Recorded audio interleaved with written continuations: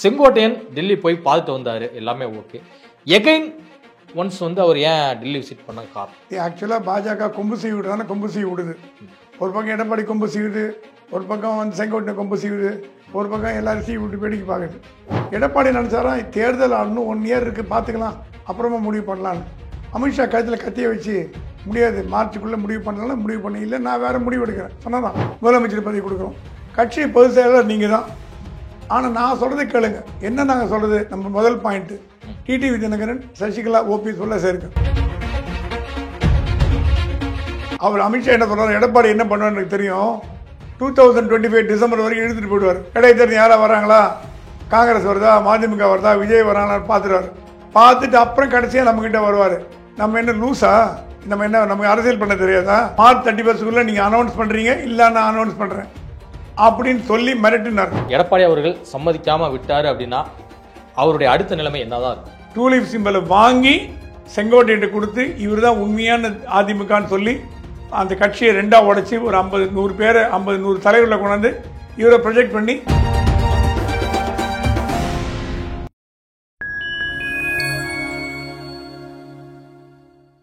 Fine time media நேயர்களுக்கு வணக்கம். நான் உங்கள் சைன் குகன். நம்ம சிறப்பு நிகழ்ச்சியில் நம்மோடு இணைந்திருக்கிறார் மதிப்பிற்குரிய மூத்த பத்திரிகையாளர் திரு பிரகாஷ் எம் சுவாமி அவர்கள். வணக்கம் சார். வணக்கம். எப்படி சார் இருக்கீங்க? தேங்க்யூ, நல்லா இருக்கம்மா. சில வாரங்களுக்கு முன்பு நம்முடைய சேனலில் ஒரு நேர்காணல் கொடுத்துருந்தீங்க. அமித்ஷா வந்து மார்ச் இறுதிக்குள்ள எடப்பாடிக்கு ஒரு கெடு வச்சிருக்கிறாரு. அந்த கெடுக்குள்ள அவர் வந்து டெல்லியில் போய் அவரை பார்க்கல அப்படின்னா நிச்சயமா தமிழ்நாட்டில் ஒரு வேற மாதிரியான சுச்சுவேஷனை டெல்லி மேலிடம் எடுக்கும் அப்படின்னு சொன்னீங்க. நீங்கள் சொன்ன அத்தனை விஷயமே அப்படியே நடந்துருச்சு. இதில் நான் என்ன புதுசாக கேட்கணும் அப்படின்னு நினைக்கிறேன்னா, செங்கோட்டையன் டெல்லி போய் பார்த்துட்டு வந்தார், எல்லாமே ஓகே. எகைன் ஒன்ஸ் வந்து அவர் ஏன் டெல்லி விசிட் பண்ண காரணம்? செங்கோட்டையன் டெல்லிக்கு போகிறதுக்கு முன்னாடி சென்னையில் நிர்மலா சீதாராமன் சந்தித்து பேசினார். அப்போ நிர்மலா சீதாராமன் சொன்னாங்களா, நான் உங்களை ஆதரிக்கிறேங்க, எல்லா உதவியும் பண்ணித்தரோம், உங்களை முதலமைச்சராக உட்கார வைக்க வேண்டிய உதவியை நாங்கள் பண்ணித்தரோம், நீங்கள் எங்கள் கூட கொஞ்சம் அனுசரித்து போங்க, மீதியெல்லாம் நாங்கள் பார்த்துக்கிறோம், ஒய் கேட்டகரி செக்யூரிட்டி கொடுக்குறோம், அதெல்லாம் பண்ணுறோம், முதலமைச்சருக்கு உண்டான மரியாதை பண்ணுறோம். ஆக்சுவலாக பாஜக கொம்பு சீவி விடுறதானே, கொம்பு சீவி விடுது. ஒரு பக்கம் எடப்பாடி கொம்பு சீவுது, ஒரு பக்கம் வந்து செங்கோட்டை கொம்பு சீவுது, ஒரு பக்கம் எல்லாரும் சீவி விட்டு வேடிக்கை பார்க்குது. ஏன்னா எடப்பாடிக்கு என்னென்னா, எடப்பாடி நினச்சாரா தேர்தல் இன்னும் 1 இயர் இருக்குது, பார்த்துக்கலாம், அப்புறமா முடிவு பண்ணலான்னு. அமித்ஷா கழுத்தில் கத்தியை வச்சு முடியாது, மார்ச்சுக்குள்ளே முடிவு பண்ணலாம், முடிவு பண்ணி இல்லை நான் வேறு முடிவு எடுக்கிறேன் சொன்னதான். ஒன்று நீங்கள் முடிவு எடுங்க, இல்லை நாங்கள் முடிவு எடுக்கிறோம். நாங்கள் முடிவுன்னா என்னன்னு உங்களுக்கு தெரியும், ஒன்றும் வேணாம். இப்போ இந்த டாஸ்மாக் ஊழல் திமுக அரசாங்கத்தில் நடந்த ஊழல்னு நீங்கள் சார்ஜ் ஷீட் போட்டிருக்காங்க, போட போகிறாங்க. அதையே மாற்றி கடந்த 4 ஆண்டு அதிமுக ஆட்சியில்னு போட்டிங்கன்னா தங்கமணி எடப்பாடி மாட்டிப்பாங்க. அது 2017 வரைக்கும் ஜெயலலிதா விட்டுருவாங்க, ஜெயலலிதா உயிரோடு இல்லை விட்டுருவாங்க. எடப்பாடி ஆட்சி காலத்தில் நடந்த ஊழலும் சேர்க்கப்படும் சொல்லிட்டாங்கன்னா, ஏன்னா ஈடி அவங்க கையில் தான் இருக்குது. நீங்கள் விரும்புகிறீங்களோ விரும்பலையோ, மத்திய அரசாங்கம் ஒரு மான்ஸ்டர் மாதிரி, ஒரு பூதம் மாதிரி, அது பெரிய பவர்ஃபுல் பர்சன், அதை விரோதிச்சுட்டு எதுவும் பண்ண முடியாது. இதெல்லாம் இந்த விஷயம்லாம் தெரியும். ப்ளஸ் எடப்பாடியோட சம்பந்தி வீட்டிலே ரெய்டு நடந்திருக்கு, அவங்க மாட்டிக்கினாங்க. இதை சம்பந்திலாம் சொல்கிறாங்களாம், வேணாங்க நம்ம ரொம்ப ப்ரெஷர் கொடுக்க வேணாம், அட்ஜஸ்ட் பண்ணிட்டு போகலான்னு. சரி, தங்கமணி வேலுமணிலாம் கூட எடப்பாடியோட பேசி 6 மாதம் ஆச்சுன்னு கேள்விப்படுறேன். ஏன்னா அவங்க சொல்கிறாங்களாம், எப்படியாவது இதை வந்து நீங்கள் ஸ்டாப் பண்ண பாருங்கள், டெல்லி பற்றி உங்களுக்கு தெரியாது, அது முரண்டு பிடிச்சதுன்னா அப்புறம் வந்து அது வந்து பெரிய டேஞ்சர் ஆகிடும், சிக்கலில் கொண்டு போய் விட்டுரும் அப்படின்னு சொல்லியிருக்காங்க. ஸோ எடப்பாடியிடம் என்ன சொல்லப்பட்டதுன்னா, உங்களுக்கு முதலமைச்சர் பதவி வேணுங்கிறது நாங்கள் எந்த தடையாக இருக்க போகிறதில்லை, முதலமைச்சர் பதவி கொடுக்குறோம், கட்சி பொதுச் செயலாளர் நீங்கள் தான். ஆனால் நான் சொல்கிறத கேளுங்க, என்ன நாங்கள் சொல்கிறது, நம்ம முதல் point TTV Dhinakaran Sasikala OPS உள்ள சேர்க்க. 2வது பாயிண்ட்டு, சசிகலாவுக்கு ஏதாவது ஒரு ஆலோசகர் அப்படின்ற பதவி கொடுத்துட்டு கட்சி ஒருங்கிணைப்பாளராக ஓபிஎஸை போடுங்க, நீங்கள் பொதுச் செயலாளராக இருங்க, நீ கட்சியோட எல்லா தலைமை நிர்வாகத்தை பண்ணுங்கள். டிடிவி தினகரன் துணை பொதுச் செயலாளர் தான் கொடுங்க, அவர் உள்ளே சேர்த்து அவர் கட்சியை மெர்ஜ் பண்ணுங்கள் ஏடிஎம்கேவோட. நீ கேட்கலாம், ஏங்க என்டிஏல எதாவது இருக்குது, அப்படி இருந்துட்டு போட்டோமே, என்டிஏல டிடிவி இருக்கார், ஓபிஎஸ் இருக்குது, ஏடிஎம்கே ஜாயின் பண்ண போகிறது, ஃபண்டு போட்டோமே, எதுக்கு ஒன்றா சேர்க்கணும்? நல்ல கேள்வி. இது என்ன பிரச்சனை தெரியுமா உங்களுக்கு? போன தடவை டிடிவியால் 15-20 சீட்டு அதிமுக தோற்கடிக்கப்பட்டது. அந்த வெஞ்சன்ஸை வச்சு என்ன பண்ணுவாங்க இவங்க, என்டிஏ கூட்டணியில் இருந்தால் கூட டிடிவி தினகரனையும் ஓபிஎஸ் தோக்கடிக்க பார்ப்பாங்க. யார்? அதிமுக. அப்படி பார்த்தீங்கன்னா அண்ணாமலையே கோவப்படுறாருன்னா, போன தேர்தலில் பாராளுமன்ற தேர்தலில் அண்ணாமலை தோற்றத்துக்கு காரணமே திமுக கூட இல்லை, அதிமுக வேலுமணி தான். அண்ணாமலைக்கு நியூஸ் வந்திருக்கு, எங்கே அவர் போலீஸ் அதிகாரிங்க, அவருக்கு இன்டெலிஜென்ஸ் ரிப்போர்ட் எல்லாம் வரும். அதனால தான் அவருக்கு சில பேர் சொன்னாங்க அண்ணாமலைக்கும் அதிமுகவுக்கும் என்ன வாய்க்கால் பிரச்சனை, என்ன சண்டை, ஈகோ பிரச்சனையான்னு இல்லை. அந்த ஃபேக்ட் வந்து நான் உங்கள் சேனலில் மட்டும் சொல்கிறேன், வேறு யார்ட்டையும் சொன்னது கிடையாது. அண்ணாமலை தோற்கடிக்கப்பட்டதன் காரணம் அதிமுகங்கிற ஆதாரங்கள் அண்ணாமலைகிட்ட இருக்கு. ஏங்க ஒரு கட்சி தலைவர் தோற்கடிக்கிறீங்கன்னா அது வந்து ஒரு கட்சி தலைவர் லைட்டாக எடுத்துகிட்டு போவாரா? அது அண்ணாமலை மாதிரி அதிகாரி வந்து சரி நம்ம தோற்கடிச்சா தோற்கடி நமக்கு என்ன, மிகப்பெரிய பிரஸ்டேஜ், மிகப்பெரிய ஒரு ஆளுமை. இந்த நியூஸ் எனக்கு கொடுத்ததே ஒரு அதிமுக தலைவர் தான் கொடுத்தாரு. அண்ணாமலை தோற்கடிக்கணும்னு உத்தரவு போட்டதே எடப்பாடி. எப்படியாவது அண்ணாமலை தோற்கடிங்க, அவர் வந்தால் நமக்கு ஆபத்து. கடைசியில் என்னாச்சு, உன்னால் நான் கேட்டேன் நாள் நீ கேட்ட மாதிரி எல்லாம் மூழ்கி போச்சு, 40 சீட்டு போச்சு. ஆனால் இந்த மேட்ரு அண்ணாமலை தெரிஞ்சு போச்சு. அந்த கோபத்தில் தான் அண்ணாமலை கூட்டணி வேணாங்கிறார். அண்ணாமலை என்ன சொல்கிறாரா, கூட்டணி வைங்க, நல்லா வைங்க, வேணாங்களே நல்லா கூட்டணி வைங்க. ஆனால் அதிமுக ஓட்டு பாஜகவுக்கு டிரான்ஸ்ஃபர் ஆகாது, பாஜக ஓட்டு அதிமுகவுக்கு டிரான்ஸ்ஃபர் ஆகும். ஸோ நம்மளால் அவங்களுக்கு லாபம், அவங்களும் நமக்கு லாபமா இல்லை. நம்ம எங்கெங்கே நிற்கிறோமோ அங்கெல்லாம் தோக்கடிப்பாங்க, உள்கட்சி வேலை பண்ணுவாங்க, உள்குத்து பண்ணுவாங்க. நம்ம 40 இடத்துல போட்டி போடுறோம் வச்சுக்கோங்க. ஒரு உதாரணத்துக்கு சொல்கிறேன், பாஜக 40 எம்எல்ஏ சீட் போட்டி போடுது, 40 தோக்கணும்னு நினைப்பாங்க. ஏன்னா அவங்க நம்ம எம்எல்ஏ வந்துட்டோம்னா அவங்களுக்கு ஆபத்து. 40 எம்எல்ஏ வந்து நாளைக்கு எப்போ ஒன்றா ஏக்நாத் சிண்டே மாதிரி பதவி கழிச்சிட்டு போகலாம். ஸோ எடப்பாடி போடுற கால்குலேஷன் வேறு மாதிரி இருக்குது, அமித்ஷா போடுற கால்குலேஷன் வேறு மாதிரி இருக்குது, அண்ணாமலை போடுற கால்குலேஷன் வேறு மாதிரி இருக்குது. அண்ணாமலையோட பாஜக என்னதான் கூட்டணி பற்றி பேசினாலும் நடவடிக்கை எடுத்தாலும் அண்ணாமலை மீறி செயல்படுமா அப்படிங்கிறது ஒரு கேள்வி. ரெண்டாவது கேள்வி, இந்த மேட்டர் டெல்லிட்டு தேர்தல் முடிஞ்ச அடுத்த மாதமே சொல்லிட்டார், நான் தோற்றதுக்கு காரணம் திமுக கூட இல்லைங்க, அதிமுக தான். இந்தாங்க அதுக்கு உண்டான காரணங்கள், அதுக்கு உண்டான விளக்கங்கள், எவிடன்ஸ் ப்ரூஃபோடு அப்படியே கொடுத்தாரு. அமித்ஷா டேபிளில் கொடுத்துட்டார், பிரைம் மினிஸ்டர் மோடிட்டையும் கொடுத்துட்டார். மோடி கேட்டாரா, வாட் நான்சென்ஸ், இப்படி எல்லாம் நடக்குதுன்னு ரொம்ப ஆச்சரியப்பட்டு போனாராம். அது தெரிஞ்சு கூட அதிமுக கூட்டணி வைக்குமானா அண்ணாமலை சொல்ற உங்கள் இஷ்டம், நீங்கள் என்ன பண்ணிக்கங்க, உங்கள் இஷ்டம். அந்த விரக்தி மனநிலைக்கு வந்துட்டாருன்னு அர்த்தம். இப்போ ஃபஸ்ட்டு இபிஎஸ் போனார், இபிஎஸ் கூட CV Shanmugam, SP Velumani, KP Munusamy, முக்கிய முன்னாள் அமைச்சர்கள் எல்லாருமே வந்து போயிட்டு அமித்ஷா வந்து பார்த்து வந்தாங்க. ஆனால் இந்த சந்திப்பு என்பது மக்கள் நலனுக்கான சந்திப்பு தானே தவிர கூட்டணி குறித்து எதுவுமே நாங்கள் பேசலை அப்படிங்கிறாங்க. ஆனால் அமித்ஷா வந்து ஒரு பேட்டியில் போட்டே உடைச்சிட்டாரு, நாங்கள் வந்து அதிமுகவுடன் கூட்டணி பேச்சுவார்த்தை நடத்தி வருகிறோம் அப்படிங்கிறார். யார் சொல்கிறத நம்பணும், யார் சொல்கிறத வந்து நம்பக்கூடாது? அமித்ஷாவை பற்றி எடப்பாடி அறியாதவர் இல்லை, அவர் சீக்கிரட்டாக எதையும் வச்சுக்க மாட்டார்.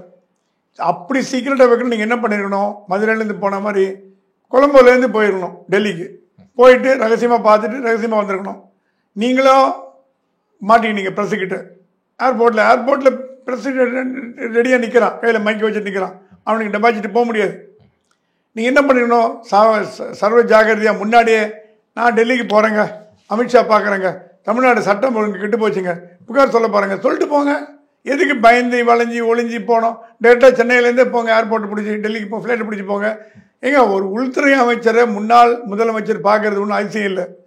ஒரு கூட்டணியாக இருந்தாங்க, அப்படி பார்த்தீங்கன்னா என்டிஏ ஒரு பெரிய மாநாட்டில் மோடிக்கு பக்கத்தில் உட்கார வச்சார் எடப்பாடியை. அதனால் நீங்கள் சொல்லிட்டு போயிருக்கலாம். எடப்பாடி பண்ண தப்பு, இதை நம்ம அடக்கி வாசிக்கலான்னு பண்ணது அவருக்கு எதிராக பூமரங்க ஆயிடுச்சு.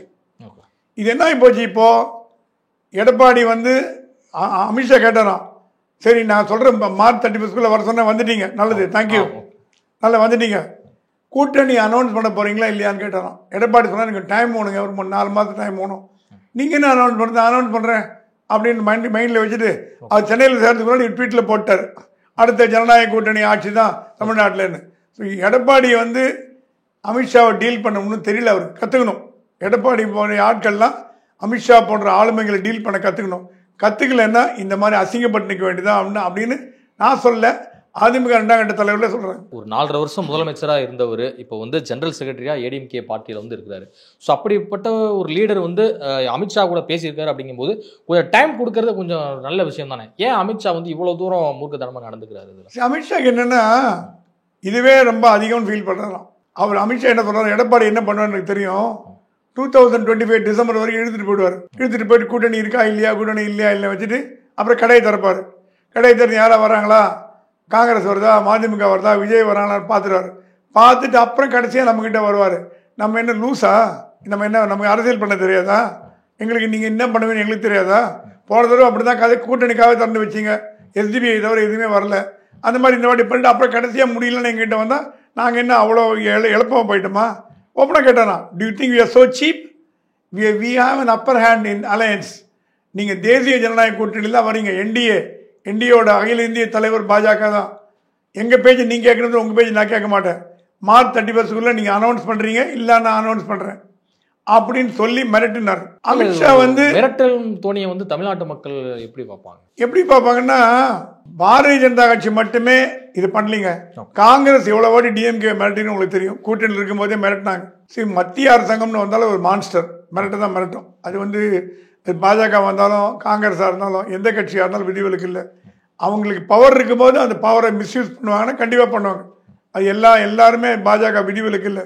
அவங்க என்ன சொல்கிறாங்களா, கூட்டணிக்கு நீங்கள் தயாராகுங்க, ரெடி ஆகுங்க, நம்ம பண்ண வேண்டிய வேலைகள் நிறையா இருக்குது தமிழ்நாட்டில்.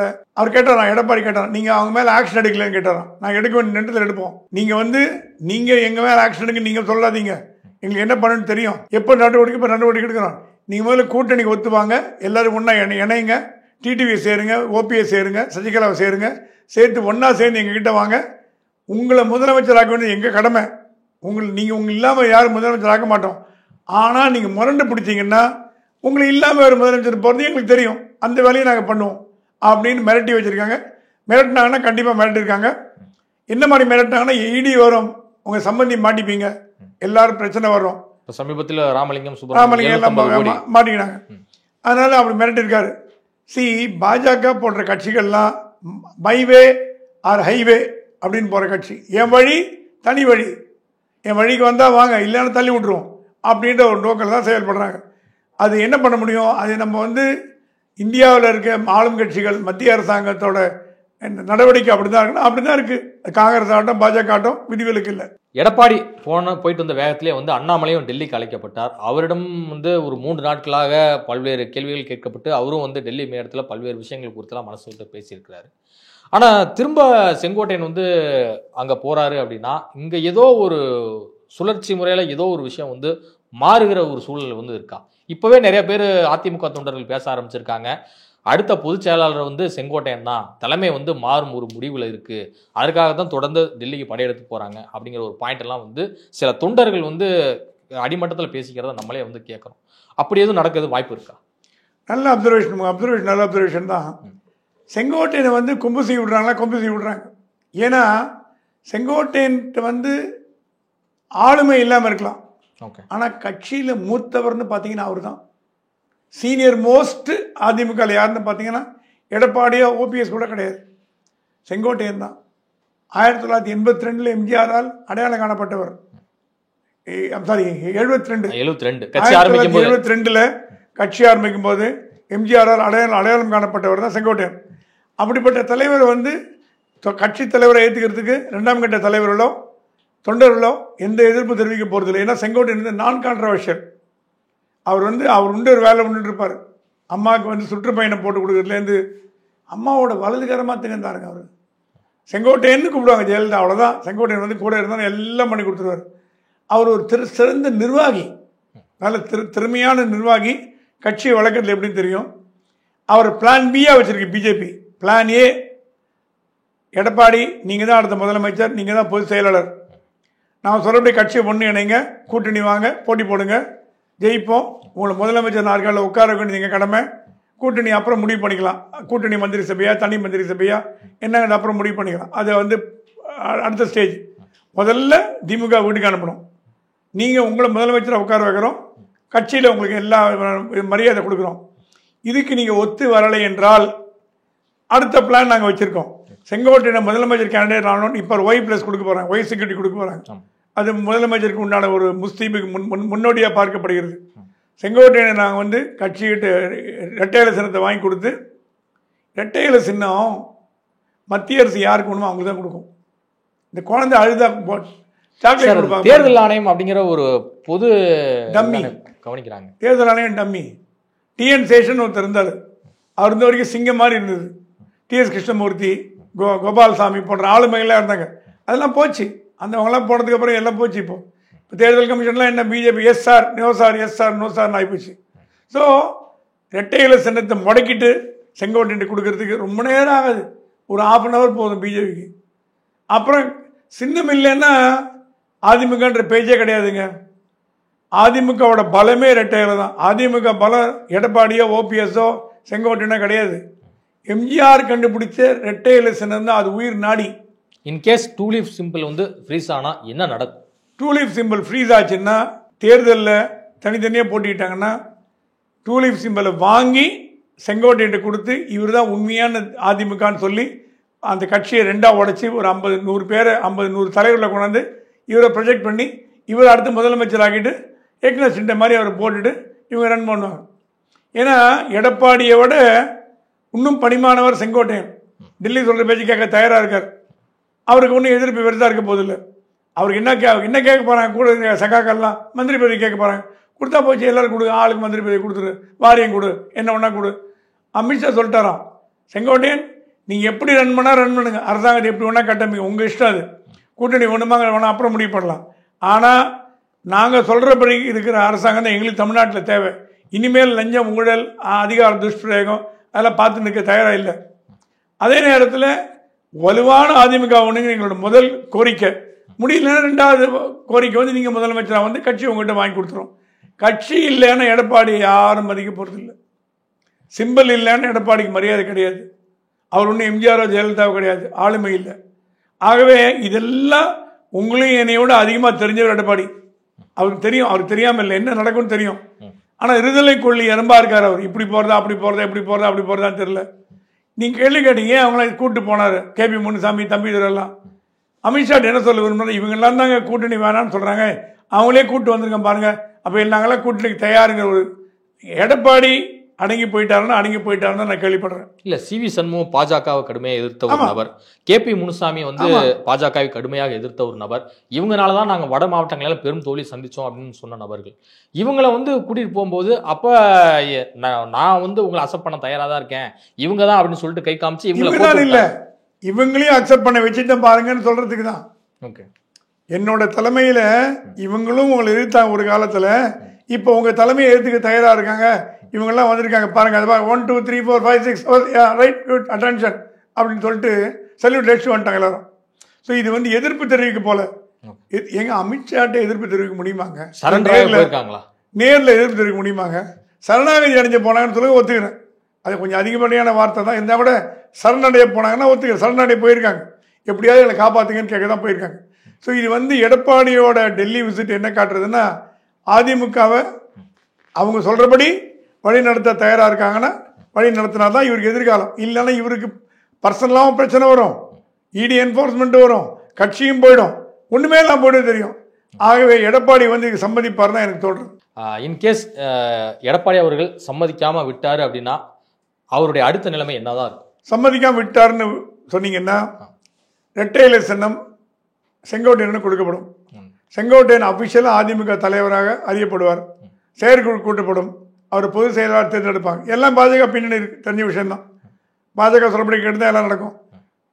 அவர் தலைமையில் கூட்டணி வச்சு இதுதான் உண்மையான அதிமுக. எங்க கிராமத்தில் ஜனங்கள்லாம் எடப்பாடிக்கு ஓட்டு போடலைங்க, செங்கோட்டையனுக்கு ஓட்டு போடலைங்க, இரட்டை இலைக்கு ஓட்டு போடுறாங்க. இன்னும் கிராம ஜனங்களும் எம்ஜிஆர் உயிரோட வாழதான் நினைக்கிறாங்க. அப்படிதான் பாக்குறாங்க. இரட்டை இலை எங்க இருக்கோ அவங்க தேர்தல் நாளைக்கு ஓட்டு போட போறாங்கன்னா அவங்களுக்கு எந்த சிம்பிளும் தெரியாது. இலை சூரியன் 2 தான் அவங்களுக்கு தெரியும். சூரியனுக்கு போடு, இலைக்கு போடுவாங்க, அவ்வளோதான், முடிஞ்சு போச்சு மேட்ரு. இந்த மாதிரி மாற்றி போடணும்னா மாற்றி போடுவாங்க. அவங்க 2 சிம்பிள் தான் தெரியும். பாஜக தாமரை எல்லாம் ஒன்றும் தெரியாது. ஆகவே அதிமுக என்ற ஒரு மிகப்பெரிய சக்தியால் தான் அடிச்சுட்டு போகாமல் காப்பாற்றப்படுகிறார் எடப்பாடி. அந்த சக்தி இல்லைன்னு எடப்பாடி வந்து ஒன்றும் பண்ண முடியாது. பவர் இல்லாமல் போயிடும், பவர்லெஸ் ஆகிடும், டம்மி ஆகிடுவார், அரசியலில் காணாமல் போயிடுவார். எப்படி பாதி பேர் காணாமல் அந்த மாதிரி காணாமல் போயிடுவார். அதுக்கு வந்து லாஸ்ட்டாக அந்த ஆயுதத்தை கையில் எடுக்கும் பாஜக. நீங்கள் போகிற வழியில் போங்க விட்டுட்டு மார்ச் 31 நம்ம சொன்ன மாதிரி கெடு வீழ்ச்சிது. மார்ச் 31 வந்துட்டார். அடுத்தது ஏப்ரல் மே ஒரு டைம் கொடுக்கும். அதுக்குள்ளே ஒன்று இணைக்கணையா இணைச்சிங்கன்னா உங்களுக்கு நல்லது. இணைக்கலைன்னா நாங்கள் இணைக்க வச்சுருவோம், உங்கள் மேலே நடவடிக்கை எடுப்போம். அப்போ கட்சியும் கைவிட்டு போயிடும், தண்டனையும் வரும், ஈடியும் வரும், எல்லாம் வந்து அந்த மனுஷனால் தாங்க முடியாதுன்னு சிறையும் உறுதியாயிடும். சம்பந்தி இவர் பையன் எல்லாம் உள்ள மாட்டிக்க முடியாயிடும்.